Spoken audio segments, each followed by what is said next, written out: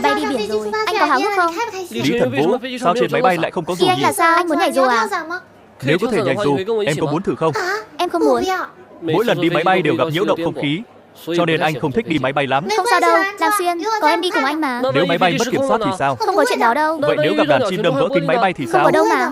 Vậy nếu hạ cánh trượt khỏi đường băng thì Đào sao? Xuyên, anh đừng tìm xem mấy tin tức hàng không tiêu cực nữa. Anh nghe lời em đi, đừng sợ, em cũng đâu có sợ. Không sợ, không sợ, không sợ.